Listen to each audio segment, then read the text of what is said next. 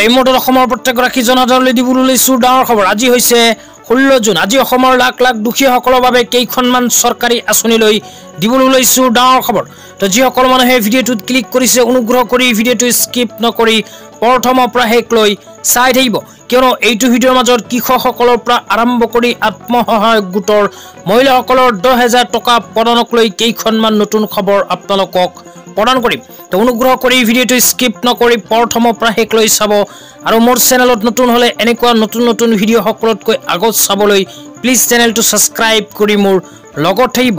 তো বলক ভিডিঅ'টো আৰম্ভ কৰি আজিৰ কেইখনমান গুৰুত্বপূৰ্ণ খবৰৰ বিষয়ে বিস্তাৰিত জানি লওঁ। তো প্ৰথমে কৃষকসকলৰ বাবে এখন নতুন আঁচনি লৈ দিবলৈ লৈছো ডাঙৰ খবৰ।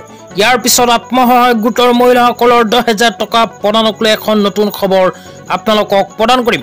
অনুগ্ৰহ কৰি ভিডিঅ'টো স্কিপ নকৰি প্ৰথমৰ পৰা শেষ লৈ চাই থাকিব। তো কৃষকসকলৰ কাৰণে আহি গ'ল এখন বিশেষ আঁচনি। আঁচনিখনৰ নাম হ'ল PM কুসুম আঁচনি। তো PM কুসুম আঁচনিৰ অধীনত কি লাভ কৰিব, কোনবোৰ মানুহে আবেদন কৰিব পাৰিব, আবেদন কৰাৰ সময়ত কি প্ৰমাণ পত্ৰৰ প্ৰয়োজন হ'ব, ক'ত গৈ আবেদন কৰিব লাগিব, আপোনালোকে যদি এইবোৰ বিষয়ত বিস্তাৰিত জানিব বিচাৰে অনুগ্ৰহ কৰি ভিডিঅ'টো স্কিপ নকৰি প্ৰথমৰ পৰা শেষ লৈ চাই থাকিব। তো আপোনালোকে মোবাইল স্ক্ৰীনত চাব পাৰিছে এনেকুৱা এখন আপডেট ইতিমধ্যে আমাৰ হাতত আহি পৰিছে। ইয়াতে PM কুসুম আঁচনিলৈ কি কোৱা হৈছে আপোনালোকক বিস্তাৰিত জনাই দিছো।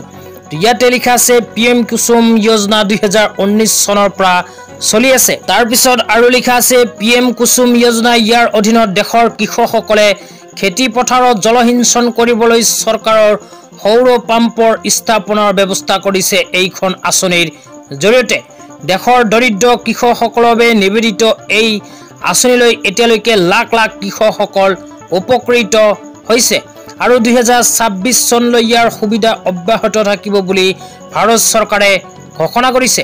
তো ইয়াৰ লগতে আৰু কি কোৱা হৈছে আপোনালোকক বিস্তাৰিত জনাইছো, অনুগ্ৰহ কৰি ভিডিঅ'টো স্কিপ নকৰি প্ৰথমৰ পৰা শেষ লৈ চাই থাকিব। তো যিসকল দুখীয়া মানুহে খেতি বাতি কৰে সেইসকল দুখীয়া মানুহৰ কাৰণে কিন্তু এখন লাভজনক আঁচনি PM কুসুম আঁচনি। তো এইখন আঁচনিৰ জৰিয়তে যিসকল কৃষকে আবেদন কৰিব সেইসকল কৃষকে কিন্তু সৌৰ চালিত এখনকৈ পাম্প লাভ কৰিব। তো আপোনালোকৰ খেতি বাতিত পানী দিয়াৰ কাৰণে কিন্তু সৌৰ চালিত এখন পাম্প PM কুসুম যোজনাৰ অধীনত লাভ কৰিব।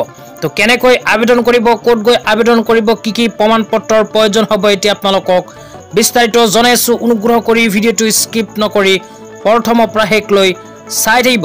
তো প্ৰথমে আপোনালোকক জনাইছো PM কুসুম আঁচনি যদি আপোনালোকে আবেদন কৰিব বিচাৰে তেন্তে কি যোগ্যতাৰ প্ৰয়োজন হ'ব। তো যোগ্যতাৰ ভিতৰত 1 নম্বৰতে কোৱা হৈছে ভাৰতৰ যিকোনো কৃষক নাগৰিকে ইয়াৰ অধীনত আবেদন কৰিব পাৰিব। তাৰ পিছত 2 নম্বৰত কোৱা হৈছে যিকোনো কৃষক গোট বা সংগঠনে এইখন আঁচনিৰ জৰিয়তে আবেদন কৰি এখনকৈ সৌৰ চালিত পাম্প লাভ কৰিব পাৰিব। তাৰ পিছত 3 নম্বৰত কোৱা হৈছে FPO বা কৃষক উৎপাদক সংস্থাও কিন্তু এইখন আঁচনিত আবেদন কৰিব পাৰিব। মুঠতে যিসকল মানুহে কৃষি কাৰ্যৰ লগত জড়িত হৈ আছে সেইসকল মানুহে কৰিব পাৰিব আবেদন। তো আবেদন কৰাৰ সময়ত কি প্ৰমাণ পত্ৰৰ প্ৰয়োজন হ'ব এতিয়া আপোনালোকক জনাইছো। প্ৰমাণ পত্ৰৰ ভিতৰত কোৱা হৈছে আধাৰ কাৰ্ড, ভূমিৰ নথিপত্ৰ, 5 ফুট আকাৰৰ ফটো, বেংকৰ একাউণ্ট, আঁচনিৰ ঘোষণা পত্ৰ আৰু মোবাইল নম্বৰ। তো এইকেইখন প্ৰমাণ পত্ৰ সংগ্ৰহ কৰি থওক যদিহে PM কুসুম যোজনাত আবেদন কৰিব বিচাৰে। তেতিয়া আপোনালোকক জনাইছো আবেদন কেনেকৈ কৰিব লাগিব, ক'ত গৈ আবেদন কৰিব লাগিব। তো অনুগ্ৰহ কৰি ভিডিঅ'টো স্কিপ নকৰি প্ৰথমৰ পৰা শেষ লৈ চাই থাকিব, আৰু ইমানখিনি চাইছে যদি চেনেলটো ছাবস্ক্ৰাইব কৰি মোৰ লগত থাকিব। তো যিসকল মানুহে কৃষি কাৰ্যৰ লগত জড়িত আৰু PM কুসুম যোজনাৰ অধীনত আবেদন কৰিব বিচাৰে সেইসকল মানুহে নিজৰ জিলা কৃষি বিষয়াৰ কাৰ্যালয়ত গৈ যোগাযোগ কৰিব। তেতিয়া আপোনালোকক জনাইছো আজিৰ দ্বিতীয়টো গুৰুত্বপূৰ্ণ খবৰ। তো আজিৰ দ্বিতীয়টো গুৰুত্বপূৰ্ণ খবৰ হ'ল ৰেচন কাৰ্ড লৈ। তো অসম চৰকাৰে ৰেচন কাৰ্ড লৈ এখন ডাঙৰ আপডেট ইতিমধ্যে লৈ আহিছে। তো যিসকল মানুহৰ নামত ৰেচন কাৰ্ড হৈছে সেইসকল মানুহে কিন্তু অহা 25 জুন তাৰিখৰ পূৰ্বেই কৰিব লাগিব এইখন কাম, অন্যথা ৰেচন কাৰ্ডৰ পৰা কিন্তু আপোনালোকৰ নাম কৰ্তন হ'ব পাৰে। তো ৰেচন কাৰ্ড লৈ অসম চৰকাৰে নতুনকৈ কি আপডেট লৈ আহিছে যদি জানিব বিচাৰে অনুগ্ৰহ কৰি ভিডিঅ'টো স্কিপ নকৰি চাই থাকিব।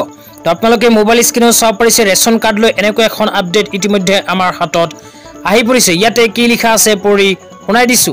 তো ইয়াতে লিখা আছে খাদ্য সুৰক্ষা আইনৰ অধীনত হিতাধিকাৰীসকলৰ বাবে অসম চৰকাৰে EKYC পৰীক্ষণৰ এক বিশেষ কাৰ্যসূচী গ্ৰহণ কৰিছে। তাৰ পিছত আৰু লিখা আছে ইয়াৰ দ্বাৰা প্ৰকৃত হিতাধিকাৰী প্ৰমাণৰ সম্ভৱ হ'ব।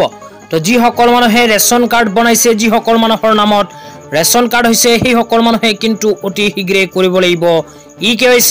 তো EKYC কৰাৰ অন্তিম সময়সীমা কিন্তু অসম চৰকাৰে বান্ধি দিছে। তো যিসকল মানুহৰ নামত ৰেচন কাৰ্ড আছে, সেইসকল মানুহে যদি EKYC নকৰে তেন্তে ৰেচন কাৰ্ডৰ পৰা নাম কৰ্তন হ'ব পাৰে।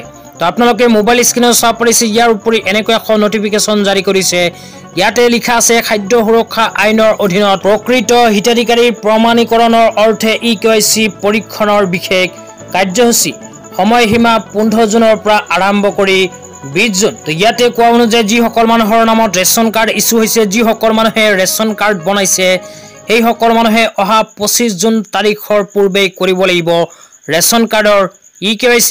তো ৰেচন কাৰ্ডৰ EKYC যোৱা 15 জুন তাৰিখৰ পৰা আৰম্ভ কৰি অহা 25 জুন তাৰিখ পৰ্যন্ত চলিব। তো এই অন্তিম সময়সীমাৰ ভিতৰতে যদি আপোনাৰ নাম ৰেচন কাৰ্ডত আছে তেন্তে নিজৰ ৰেচন কাৰ্ডৰ নামটো অতি সোনকালে EKYCৰ জৰিয়তে সত্যতা প্ৰমাণিত কৰিব লাগিব। অন্যথা আপোনাৰ নাম কিন্তু ৰেচন কাৰ্ডত নাথাকে আৰু আপোনাৰ নাম কিন্তু লগে লগে কৰ্তন হৈ যাব পাৰে। তেতিয়া আপোনালোকক জনাই আছো আজি তৃতীয়টো গুৰুত্বপূৰ্ণ খবৰ। অনুগ্ৰহ কৰি ভিডিঅ'টো স্কিপ নকৰি প্ৰথমৰ পৰা শেষলৈ চাই থাকিব। তো আজি তৃতীয়টো গুৰুত্বপূৰ্ণ খবৰ হ'ল আত্মসহায়ক গোটৰ মহিলাসকলৰ বাবে। তো যিসকল আত্মসহায়ক গোটৰ মহিলাসকলে 10,000কৈ টকা পোৱাৰ বাবে মুখ্যমন্ত্ৰী মহিলা উদ্যমিতা অভিযান আঁচনিৰ ফৰ্ম ফিল-আপ কৰি ইতিমধ্যে জমা কৰিছে, সেইসকল আত্মসহায়ক গোটৰ মহিলাসকলে ফৰ্ম ফিল-আপৰ সময়ত যিখন ব্যৱসায়িক পৰিকল্পনাৰ ফৰ্ম ফিল-আপ কৰিছিল, সেই ব্যৱসায়িক পৰিকল্পনাৰ ফৰ্ম ফিল-আপ কৰা মতে কিন্তু এখন ব্যৱসায় আৰম্ভ কৰিব লাগিব। কিয়নো আপোনালোকে যেতিয়া ব্যৱসায়িক পৰিকল্পনাৰ ফৰ্ম ফিল-আপ কৰিছিল তেতিয়া কিন্তু তাতে লিখি দিছিল যে যিখন ব্যৱসায়ী ফৰ্ম ফিল-আপ কৰিছে সেই ব্যৱসায়খন আপোনালোকে আগৰ পৰাই কৰি আছে। লগতে 10,000 টকাটো পোৱাৰ পিছত সেই ব্যৱসায়টো আৰু আগবঢ়াই লৈ যাব। তো সেইকাৰণে আপোনালোকৰ মোবাইলত যদি এনেকুৱা এখন SMS আহি গৈছে আৰু ফৰ্মত যিখন ব্যৱসায়ীৰ কথা উল্লেখ কৰিছে সেই ব্যৱসায়ীৰ কাম আপোনালোকে অতি সোনকালে আৰম্ভ কৰক। তো আপোনালোকে যদি 10,000কৈ টকা পোৱাৰ পিছত ব্যৱসায় নকৰে বা আপোনালোকৰ যদি 10,000 টকাটো লৈ ব্যৱসায় কৰাৰ কোনো পৰিকল্পনা নাথাকে তেন্তে আপোনালোকৰ বেংক একাউণ্টত কিন্তু নাপাব 10,000কৈ টকা। ইয়াৰ লগতে যিসকল আত্মসহায়ক গোটৰ মহিলাসকলে এতিয়ালৈকে বেংক একাউণ্টৰ লগত আধাৰ কাৰ্ড লিংক কৰা নাই, সেইসকল আত্মসহায়ক গোটৰ মহিলাসকলে অতি সোনকালে বেংক একাউণ্টৰ লগত কৰিব লাগিব আধাৰ কাৰ্ড লিংক।